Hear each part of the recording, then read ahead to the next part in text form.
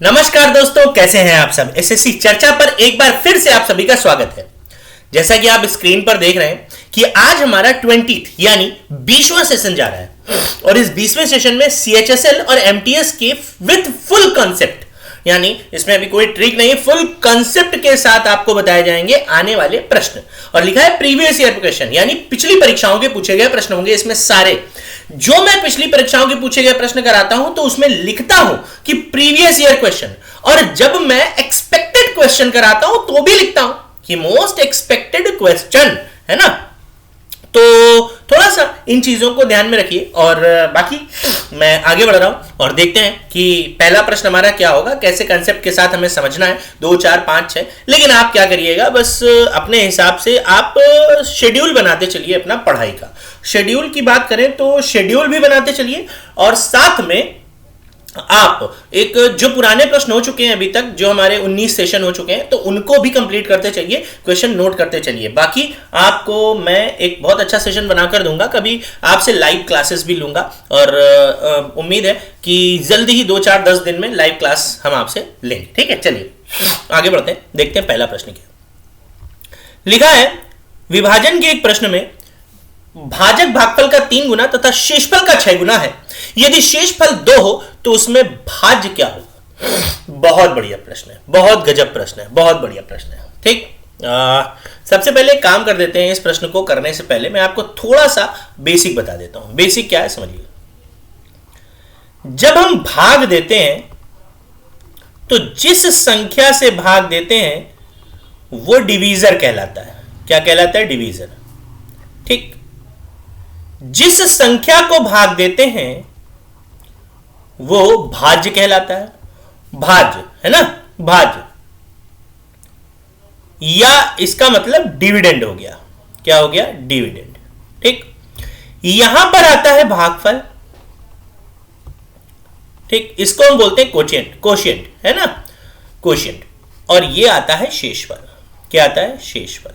शेषफल का मतलब होता है रिमाइंडर। रिमाइंडर। ठीक, करना क्या है आप समझिए। करना यह है कि भाजक, अब देखिए होता क्या है, एक चीज हमेशा ध्यान रखिए कि जब हम भाज्य निकालते हैं, भाज्य, तो भाज्य बराबर होता है भाजक गुणे भागफल। इंग्लिश में मैंने लिख दिया है भागफल प्लस शेषफल,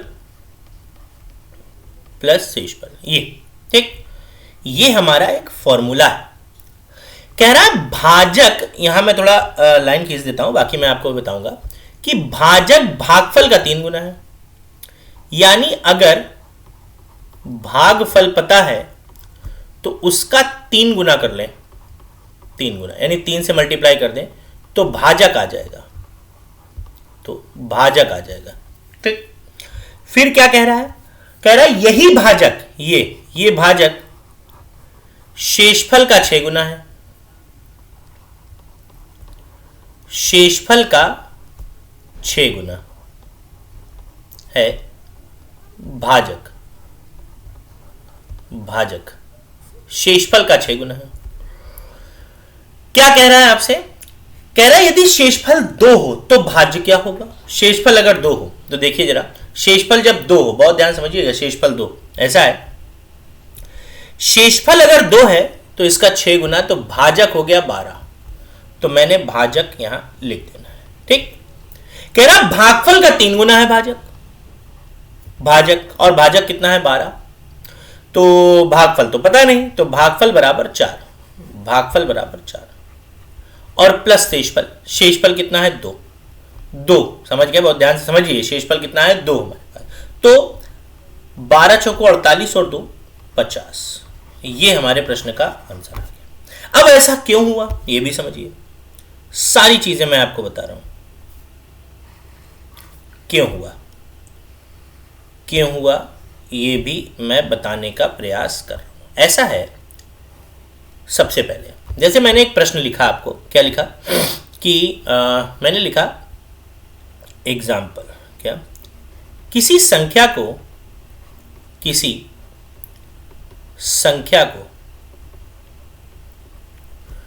4 से भाग देने पर शेषफल 1 प्राप्त होता है,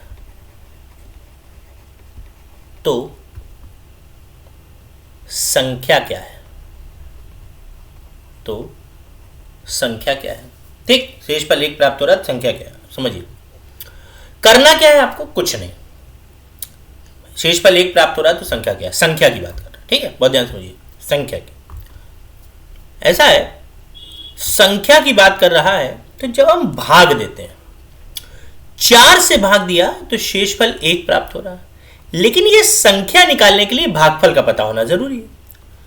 तो जब भागफल न दिया हो तो भागफल हमेशा 1 लेते हैं। क्या करते हैं? हमेशा 1 लेते हैं। तो 1 ले लिया। तो अब क्या कर रहे हैं? इस 4 का उठाकर इस 1 में गुणा, तो 4 एकम 4 यानी 4 1 जा 4, और नीचे वाला 1 इसमें ऐड कर दिया तो हो गया 5। तो क्या किया हमने? 4 का उठाकर 1 में गुणा यानी 4 1 जा 4, 4 का उठाकर 1 में गुणा यानी 4 का उठाकर 1 में गुणा, तो देखिए वही तो कर रहे हैं, भाजक गुणे भागफल, तो भाजक गुणे भागफल प्लस शेषफल, तो प्लस शेषफल आ गया, वही था। समझ गए? चलिए आगे बढ़ते हैं अगले प्रश्न की तरफ। 1000 और 2000 के बीच वह कौन सी संख्या है जिसे 30, 36 और 80 से विभाजित किया जाए तो प्रत्येक स्थिति में 11 शेषफल हो? ठीक है, बहुत अच्छा। थोड़ा सा इसको इंग्लिश में भी पढ़ लेता हूं। What is that number between 1000 and 2000 which when divided by 30, 36 and 80 will have a remainder of 11 in each case? देखिए ऐसा है, किसी भी प्रश्न को अलग अलग भाग मत दीजिए। जैसे इसने कहा ना कि 30, 36 और 80 से भाग दिया जाए, तो आप अलग अलग भाग क्यों दे रहे हैं ना? देखिए ऐसा है, एक मैं आपको एग्जाम्पल दे रहा हूं, थोड़ा सा देखिए एग्जाम्पल, उदाहरण।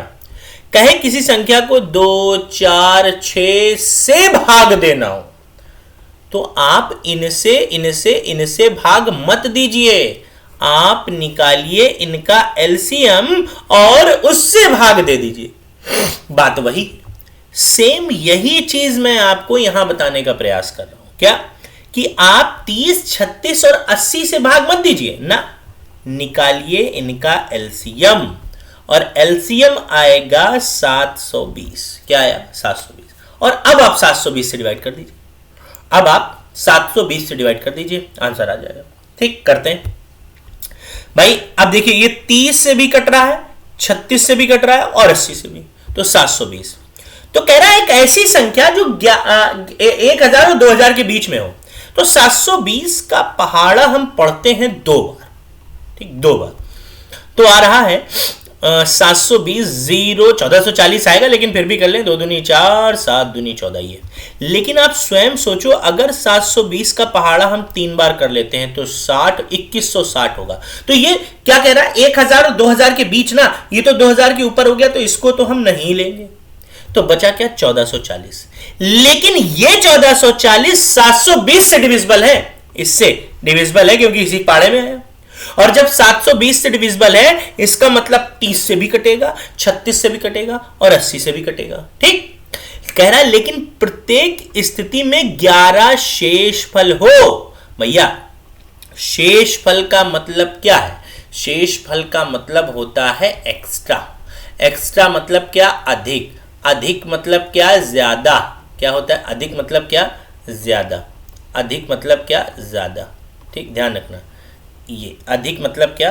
ज्यादा। ठीक, तो शेषफल क्या कह रहा? शेषफल हो यानी एक्स्ट्रा हो, तो एक्स्ट्रा तभी होगा जब उसमें ऐड करोगे, एक्स्ट्रा तभी होगा जब ऐड करेंगे। तो इसी में हम 11 ऐड कर दे रहे हैं, और जैसे ही ऐड करेंगे तो ये हो जाएगा 1451, और यही हमारे प्रश्न का उत्तर है। बहुत अच्छे से आपको समझ में आ गया होगा, उम्मीद कर रहे हैं। क्योंकि देखिए बहुत आसानी से समझाया आपको। आप अलग अलग कभी डिवाइड मत करिए, कभी भी मत करिए, आप उनका एलसीएम निकालिए और एलसीएम निकाल के बस वही संख्या आ जाएगी। अलग अलग डिवाइड कर रहे हैं, जैसे यहां कह रहा जिसे 30, 36 और 80 से विभाजित किया जाए, तो हम अलग अलग क्यों करें? हमने क्या कहा? आप इनका क्या निकाल लीजिए? एलसीएम निकाल लीजिए, और जहां आप एलसीएम निकालेंगे सारा आंसर आ जाएगा। ठीक, चलिए अगले प्रश्न की ओर बढ़ रहे हैं, देखते हैं। एक पुस्तक में 250 पृष्ठ हैं और प्रत्येक पृष्ठ पर 35 पंक्तियां हैं और प्रत्येक पंक्ति में 40 अक्षर हैं, तो कुल कितने अक्षर हैं? ठीक, A book has 250 pages and each page has 35 lines and each line has 40 letters. How many letters are there in the books? Okay. देखिए, सबसे पहले क्या होता है? सबसे पहले अक्षर होते हैं और ध्यान से समझिए, इस अक्षर से बनते हैं शब्द और ये शब्द लिखे जाते हैं पंक्तियों में, पंक्ति में, और पंक्ति से बनता है पृष्ठ। सही है, ठीक, अक्षर, शब्द, पंक्ति और पृष्ठ। ठीक, देखते हैं। सबसे पहले प्रत्येक पंक्ति में 40 अक्षर हैं। ठीक, प्रत्येक पंक्ति में 40 अक्षर हैं और प्रत्येक पृष्ठ पर 35 पंक्तियां हैं।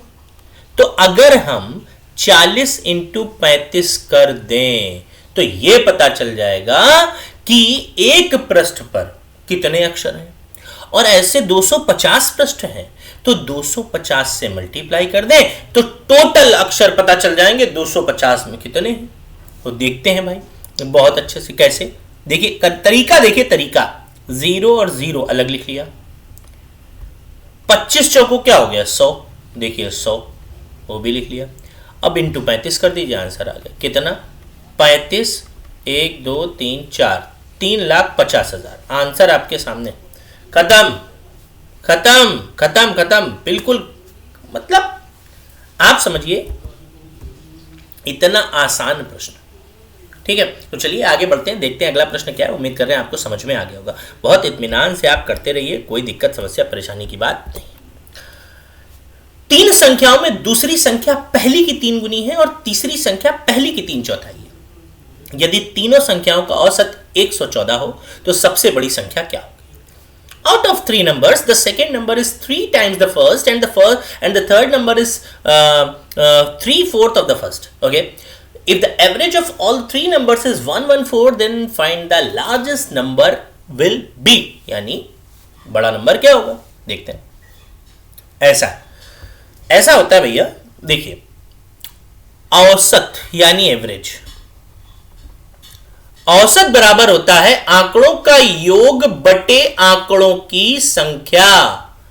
आंकड़ों का योग बटे आंकड़ों की संख्या। ठीक, और जब हमें योग निकालना हो, योग, तो औसत का उठाकर गुणा करते हैं हम संख्या में।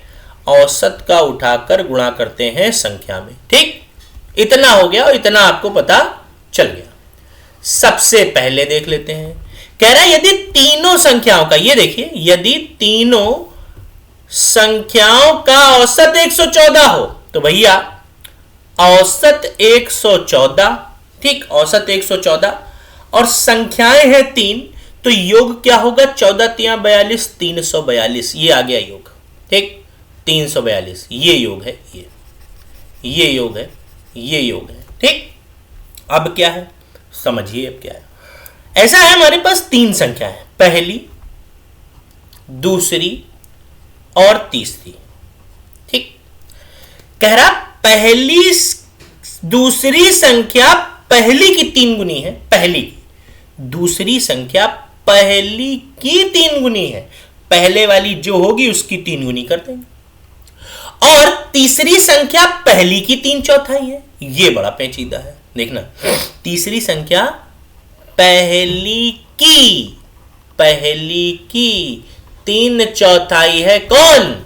तीसरी संख्या 3 चौथाई है। ऐसा है, इसका मतलब क्या हो गया? इसका मतलब हो गया पहली की 3 चौथाई है तीसरी। इसका मतलब ये इसका और ये वैल्यू इसका, यानी जिसका हम तोड़ते हैं वो नीचे रहता है और जिसके बारे में बात कर रहे हैं वो ऊपर रहता है। जिसको तोड़ते हैं वो नीचे रहता है और जिसके बारे में बात करेंगे वो कहां रहेगा? सामने, जिसको शो कर रहे हैं। ठीक, अब देखो, तो तीसरी संख्या तो 3 हो गई, लिख लिया, और पहली संख्या 4 हो गई और दूसरी वाली इसकी 3 गुनी है, तो ये 12 हो गई। अनुपात आपके सामने आ गया। ठीक, अनुपात आपके सामने आ गया। ठीक, 4, 12 और 3 हो गया। अब और इन तीनों का योगफल 342 है। तो कह रहा सबसे बड़ी संख्या बताइए। देख लेते हैं भैया सबसे बड़ी संख्या। तो कैसे, ये भी बता देते हैं। जब रेशियो को तोड़ते हैं तो ऐसे करते हैं, योग को अनुपातिक योग से डिवाइड करते हैं। अनुपातिक योग से डिवाइड करते हैं। तो योग कितना है, ठीक देख लेते हैं जरा। योग कितना है, देखिए मैंने क्या ओवर राइटिंग तो नहीं अपने ऊपर कर दी, नहीं अपने ऊपर नहीं किया। योग कितना है 342, योग है 342 और अनुपातिक योग 12, 4, 16 और 3 19। 19 बताइए, अब करते हैं 19 से कम 19, ठीक 19 से कम 19। अब कितनी बार जा रहा है देख लेते हैं, 19 बार, तो 14 और 1 15, 8 बार गया, 8 बार गया 18। अब प्रूफ कर लीजिए कैसे, देखिए जरा। 18 इंटू 19 का गुणा कर लो, 352 आ जाएगा। देखो 8 9 72, सॉरी 152, 72 7 लगा, 9 1 कम 9, 8 1 कम 8 9 17 और 7 24। नहीं इसमें हो रहा है 8 बार तो नहीं गया शायद ये। थोड़ा सा मैं देख लेता हूँ एक बार। मैं थोड़ा सा कंफ्यूज हो रहा हूँ। हाँ तो 8 9 72, 72 की 2 हाँ से लगा 7, ठीक 9 1 कम 9, 8 1 कम 8, 8 9 17 और 17 और 7 24, 24 की 4 हाँ से लगा 2 और 1 कम 1 और 2, 1 और 2 242। तो यहाँ पर तो हमारे पास बच रहा है 52। 15 कैसे आ रहा है भाई, 18 इंटू 19 करेंगे 342 होना चाहिए, कम 1 2 342 आ गया। सही है सही है सही है सही है। देखो मेरा ध्यान कहाँ है और मैं क्या ही बताऊँ मतलब कुछ कह ही नहीं सकता हूँ, क्या बताऊँ। अब कुछ कहने के लिए बचा ही नहीं ठीक है कोई बात नहीं, 18 बार जा रहा है। आप इधर देखिए, कोई बात नहीं, होता है अभी जब थोड़ा जो दिमाग इधर उधर सोचने लगो तो हो जाता है, इंसान ही है तो 18 आ गया, ठीक है। अब इस 18 ये आ गया। अब आपसे क्या बोल रहा है, कह रहा है सबसे बड़ी संख्या। तो सबसे बड़ी संख्या क्या, 12, उठाकर 12 मल्टीप्लाई कर दो, 12 और 18। तो ऐसे करते हैं, देखिए या तो डायरेक्ट गुणा कर दो, या तो डायरेक्ट गुणा कर दो, या तो ऐसे देखो 12 1 12, सॉरी 12 दाम 120 और 8 96, तो 8 96 यानी हो गया 216, आंसर आ गया 216। देखिए गुणा करें या तोड़ के करें, आना वही, ठीक। मैंने कैसे किया देखिए, 18 का पहले 10 में किया 180, ठीक, और 18 का 2 में किया 36, बस जोड़ दिया, कितना आ गया 8 3 11 यानी 216, ये हो गया। या फिर 12 का करो, पहले 12 दाम 120, 12 8 96, तब भी वही आ जाएगा, कितना 216, लो आंसर आ गया। कैसे भी करना है आंसर वही आता है, ठीक। चलो अगला प्रश्न देखिए। किसी मशीन के मूल्य में प्रतिवर्ष 5% का ह्रास होता है, यानी डेप्रिसिएशन। यदि उसका वर्तमान मूल्य 2 लाख रुपए है तो 2 वर्ष बाद उसका मूल्य क्या होगा।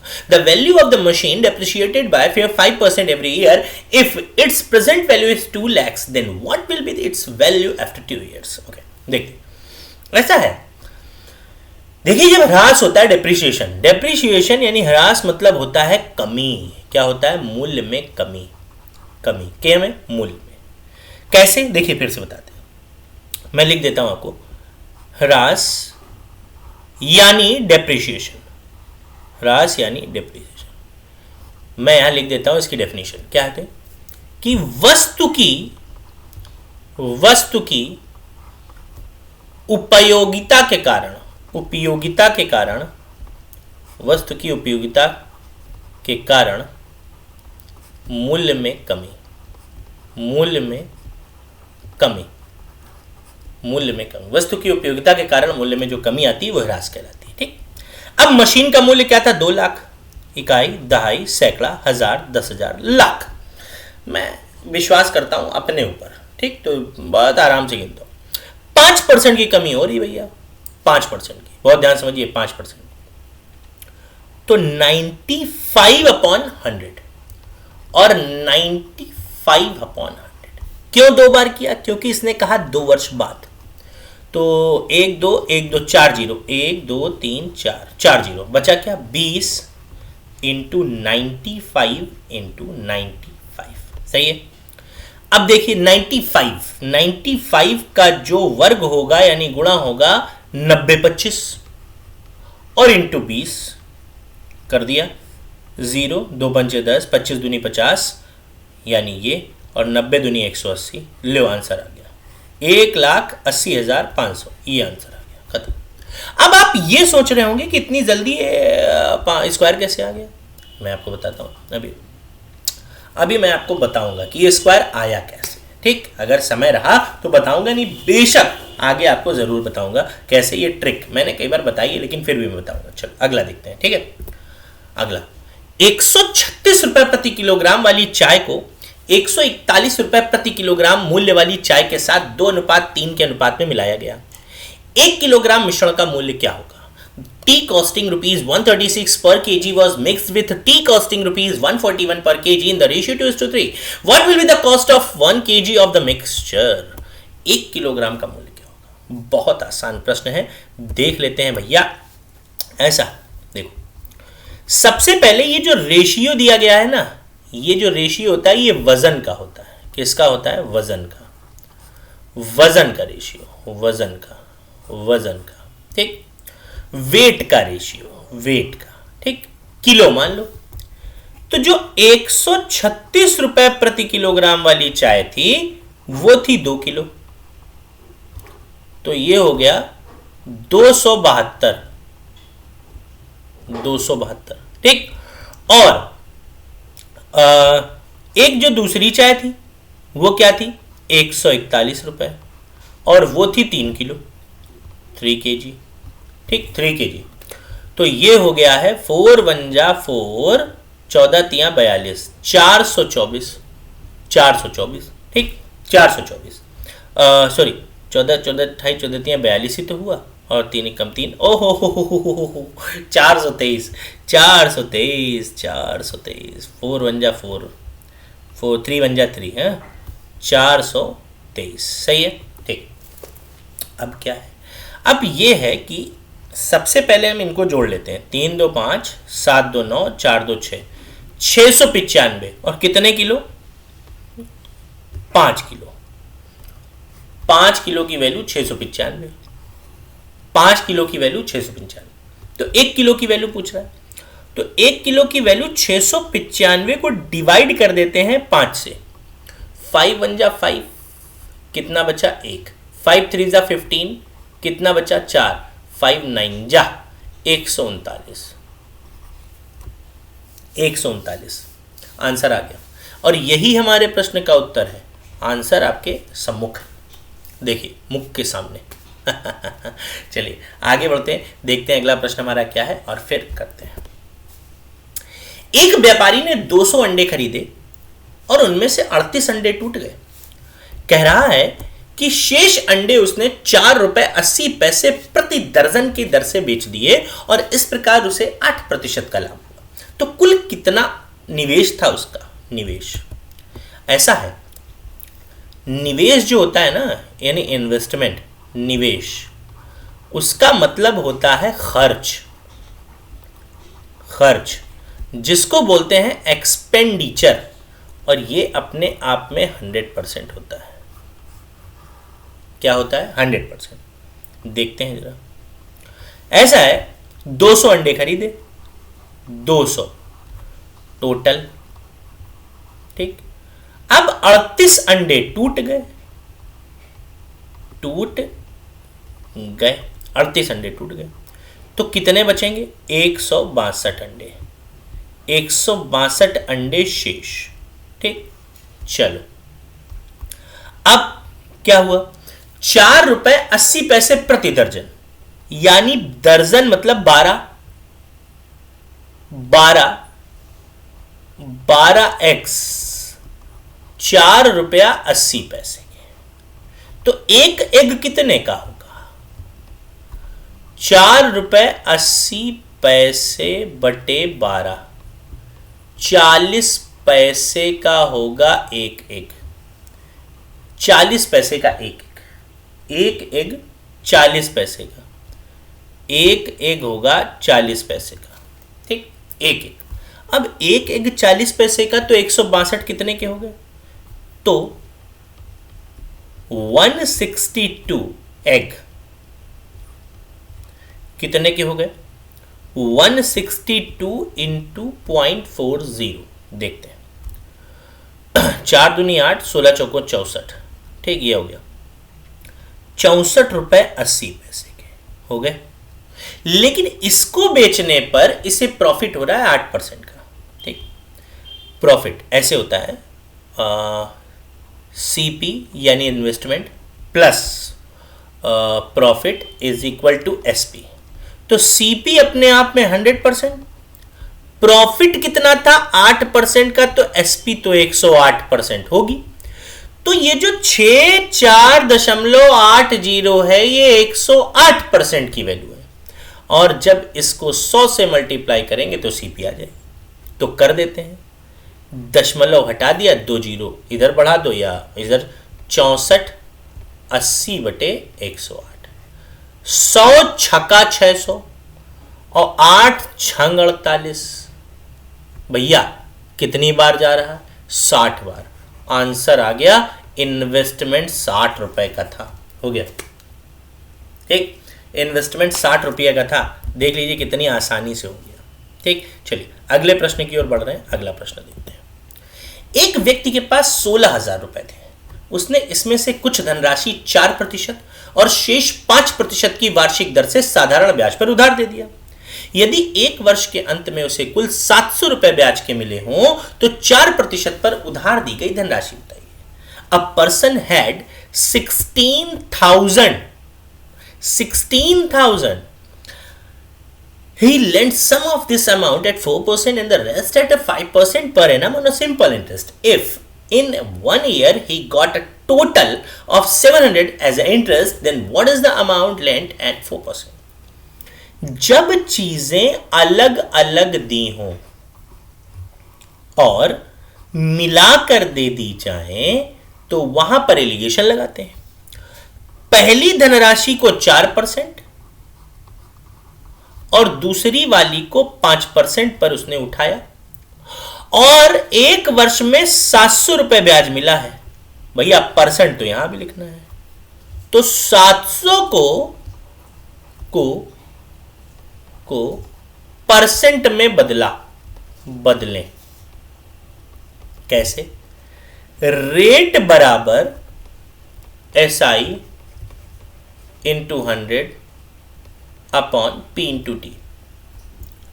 SI सिंपल इंटरेस्ट कितना था? Simple interest 700 into 100 upon principal 16,000 into time 1 साल। ये गया, ये चला गया, ये गया, ये चला गया। 70/16 35/8% आ गई। उसको उठाकर यहां रख दिया। 35/8 यहां से लिया है भैया, ये ले आए 35/8। क्रॉस में सब्ट्रैक्ट करो, 8 चौको 32 यानी 3 तिरछा घटाते हैं 3/8 और इधर इधर घटाओ, 8 पंच 40 में 35 गया तो 5/8। ये खत्म, ये खत्म, यानी 5:3। पैसा कितना था? 16,000। ठीक, कितना था? 16,000। पैसा है 16,000, बांट देते हैं। कैसे? 8 रेशियो की वैल्यू 16,000, तो 1 रेशियो की वैल्यू 2,000। क्या कह रहा है? कह रहा है 4% पर, तो 4% पर 5 रेशियो दिया गया है, तो 5 से गुणा कर लो, बराबर आ गया है 10,000। 10,000 आंसर आपके सामने। और अगर वो पूछता, कौन सी पूछता? वो वाली पूछता हमसे कि दूसरी वाली 5% वाली, तो हम उठाकर 3 से गुणा कर देते, तो आ जाता 2 3 6, तो 10 और 6 मिलकर फिर से 16 हो जाता। हो जाता। तो बस आज के लिए इतना ही रखते हैं, मिलते हैं आपसे अगले वीडियो में। तब तक के लिए थैंक यू, नमस्कार। सेशन को लाइक करिए, सब्सक्राइब करिए, शेयर करिए और एसएससी चर्चा पर बने रहिए और ध्यान रखिएगा, लोगों तक जरूर पहुंचाइए। मिलते हैं आपसे अगले वीडियो में, तब तक के लिए थैंक यू, नमस्कार।